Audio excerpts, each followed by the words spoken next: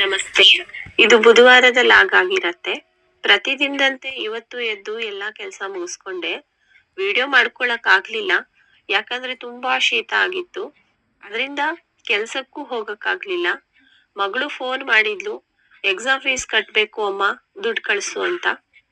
ಅವಳ ಜೊತೆ ಸ್ವಲ್ಪ ಹೊತ್ತು ಮಾತಾಡ್ದೆ. ನಿನ್ನೆ ವಿಡಿಯೋದಲ್ಲಿ ಹೇಳ್ದ ಹಾಗೆ ನಾವು ಪಕ್ಕಾ ರೈತರು. ರೈತರಿಗೆ ಈ ಎತ್ತುಗಳೇ ಆಧಾರ. ಪ್ರತಿದಿನ ಅದ್ರ ಮೈ ಸವರೋದು, ಅದ್ರ ಮೇಯಿಸೋದು ಅಂದ್ರೆ ನನಗ್ ತುಂಬಾ ಖುಷಿ ಕೊಡೋ ವಿಚಾರ. ಇದು ನಮ್ಮನೆ ಬೆಕ್ಕು. ಇದ್ರ ಹೆಸರು ಖುಷಿ ಅಂತ.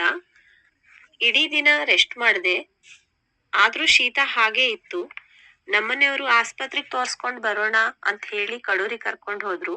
ಅಲ್ಲಿಂದ ಬಂದು ಸ್ವಲ್ಪ ಮೊಸರಿತ್ತು, ಮಜ್ಜಿಗೆ ಮಾಡ್ದೆ. ಆಮೇಲೆ ರಾತ್ರಿ ಊಟಕ್ಕೆ ರಾಗಿ ರೊಟ್ಟಿ, ಕೆಂಪು ಚಟ್ನಿ ಮಾಡ್ದೆ. ಕೆಂಪು ಚಟ್ನಿ ರೆಸಿಪಿ ಬೇಕು ಅಂದ್ರೆ ಕಮೆಂಟ್ ಮಾಡಿ. ಆಮೇಲೆ ಊಟ ಮಾಡಿ ಟ್ಯಾಬ್ಲೆಟ್ ತಗೊಂಡೆ.